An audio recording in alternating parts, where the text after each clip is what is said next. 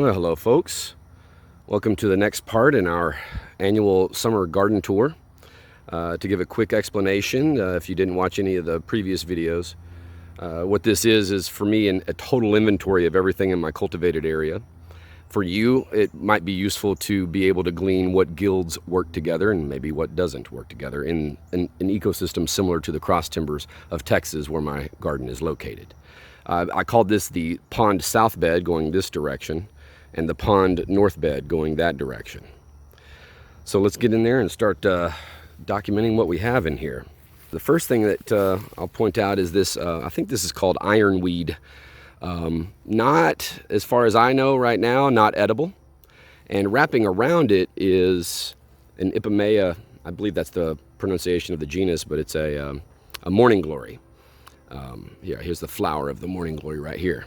It helps attract pollinators, and the seeds are reported to be medicinal, but I've never tried them. I don't know that I would advise that.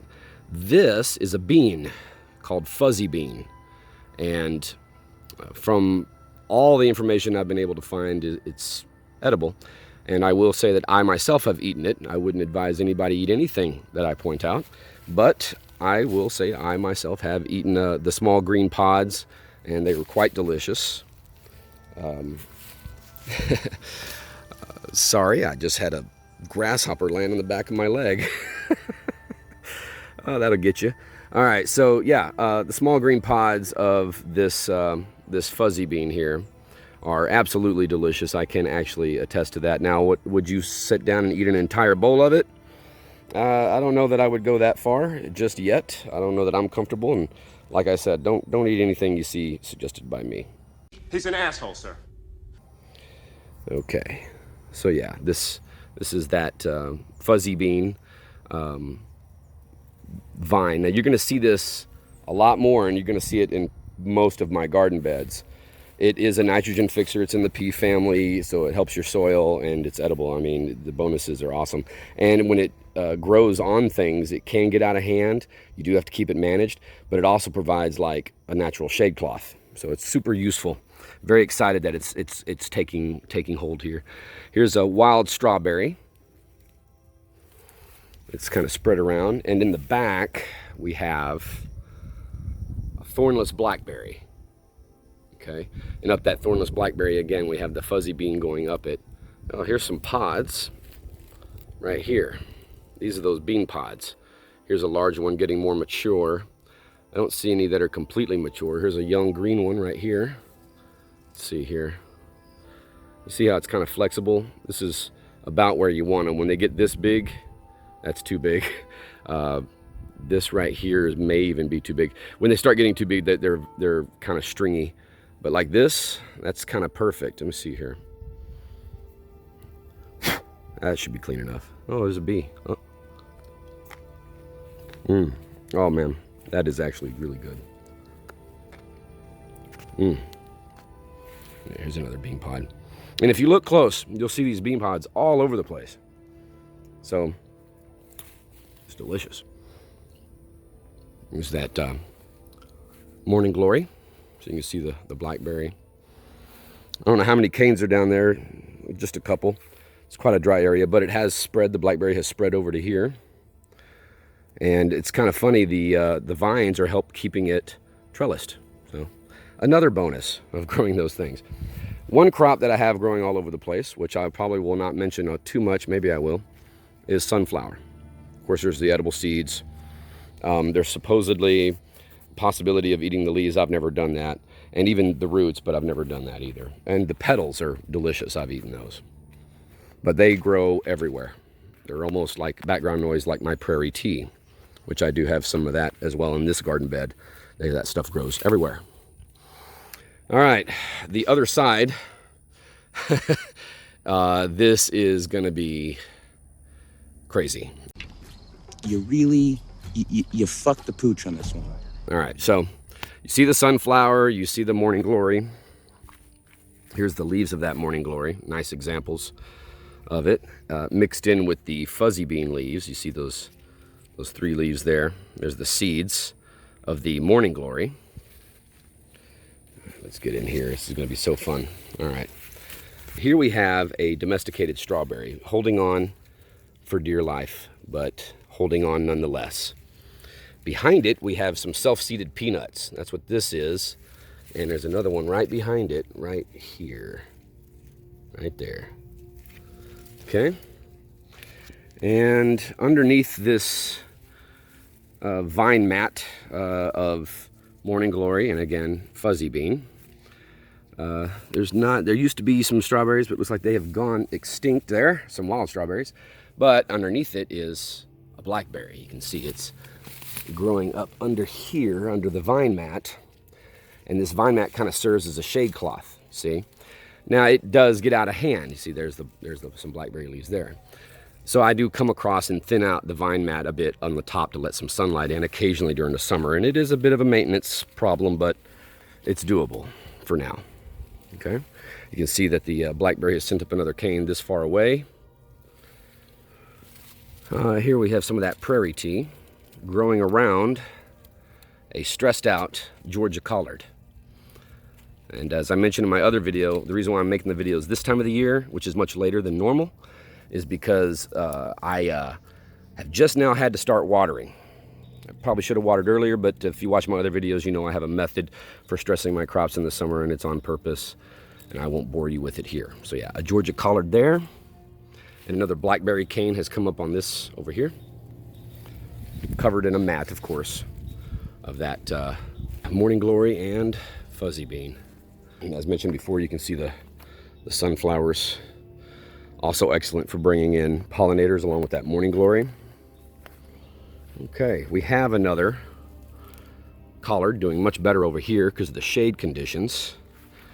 And I have a chard that's survived for about 3 years here, and I think it finally bit the dust. I noticed that when some of these greens, these domesticated greens, get too old, they just can't take it, but it may come back. I'm not going to hold out hope for it. That's okay, because I would rather grow this behind it, which is wild rocket arugula, which grows excellently here. You can see it's growing up under that tree and skipped up behind here, and the vine is trellising it up. And what is this tree? Persimmon. Texas persimmon. Probably a male. We'll see. The art of bush manipulation. The other thing I'll point out is amaranth, which I think this amaranth is gone, but I'm going to come collect these seeds and see about growing it next year. So, of course, all mixed in here, you can see we have, at this point, is less of that morning glory, and it's mostly the fuzzy bean. You can see, yeah, the bean pods everywhere. Okay. And, of course, the prairie tea mixed in with that. Earlier this year, and I didn't film it, I did have a considerable population of thistle, wild thistle here. So that's another edible that hopefully will come back. It's finally getting to that critical mass where it should reseed. We have a quince in here, quince tree, a young one, but it shouldn't be too long, it'll produce. And I should not have, but I planted another one of those wild blackberries, and instead of growing where I wanted it to grow, it's gone all over my bed. I'm gonna have to control that. Invasive Japanese privet that I will never win against. Okay. All right. Yeah, you get the idea. Loads and loads. Couldn't possibly point out all the bean that's in there on the back side as well. Here you go. Here's a mature bean.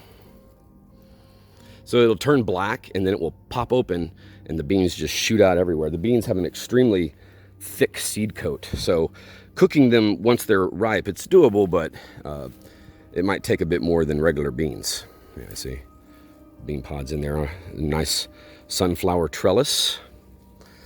Okay, we also, behind the bed, it's a jungle in here. This is asparagus growing basically on the edge of the pond here. I call it the pond. It's really a vernal pool, and I have a video covering it. Actually, several. All right, let's look and see if we can see anything cool in here. No, it doesn't look like anything else other than beans and that kind of stuff. So that covers the pond south side. And now we're going to cover this pond north side. This should be fun. Now, mentioning dormant crops, the pond south bed and all along this rim have dormant onion, wild onion, and dormant garlic, which is domesticated garlic gone feral. All right, so this garden bed here, you can see we have a nice, pretty chili pequin. That's nice. And I got a quince growing quite large. And behind that quince, a nanking cherry. Doing all right. Oh, that's a nice bean pod. Look at that. That ain't bad. All right. Turk's cap. I've never eaten the leaves, but they're supposed to be edible, at least the young ones. I have eaten the petals of the flowers. There's probably other parts that are edible, but it certainly does attract pollinators. Underneath that, I have an echinacea that's struggling for dear life right there. And to the left of that, another echinacea growing up under this female Texas persimmon. Right there's a persimmon. Texas persimmon. Not a common tree, even where it's native. Yeah, see, I got a few persimmons on there. I had one that was ripe, but I didn't get out here fast enough to pick it. I'm really wanting to collect the seeds because I don't know how many females I have, so I want to start propagating them. Some more of those beans. Got plenty of beans. Nice little sunflower trellis. Let's see. Let's see what else we got in here.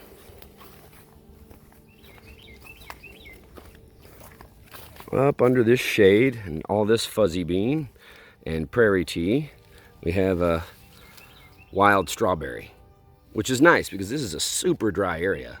So it's really neat to see basically the secret is shade when it comes to that stuff.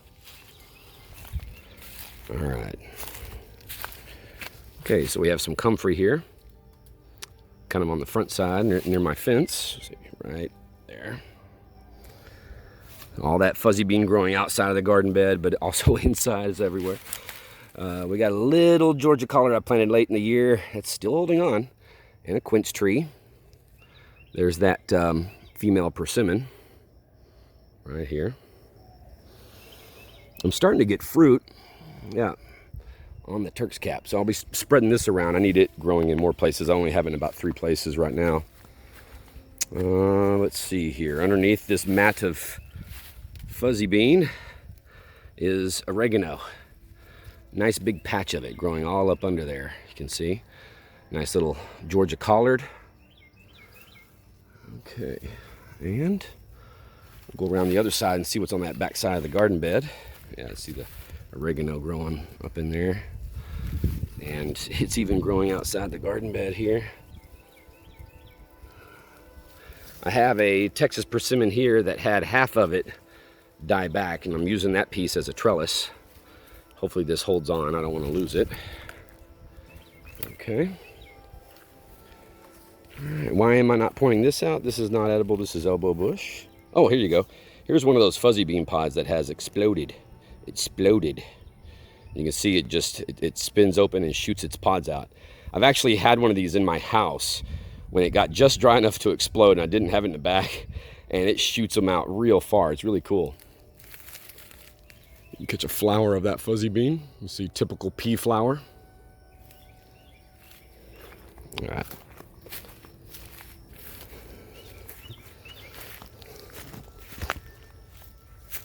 Okay, from the back side, this is nice. Blackberry. Got some blackberry canes in there, some thornless blackberry. Most of the time when I say blackberry, I'm referring to the thornless variety. Okay, I've got a Echinacea down here. It's getting wrapped up. I probably should free it. Too much wrap from this, but you can see the leaves are in there. It's okay. And I've got an Echinacea here. Same thing, I probably need to free it up from some of these vines. And we've got a comfrey back here. There we go.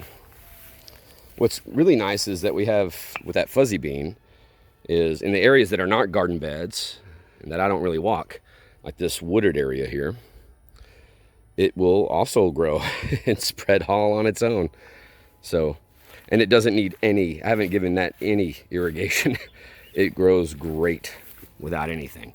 Another Echinacea here, another crop that actually grows really great. Although I have difficulty getting it to propagate. I've spread the seeds around and it's not so easy to get it to propagate. And we have another persimmon tree here. All right, and the very, very last piece. Nice little culinary sage. And we have a bunch of oregano here. Real easy to get oregano to grow.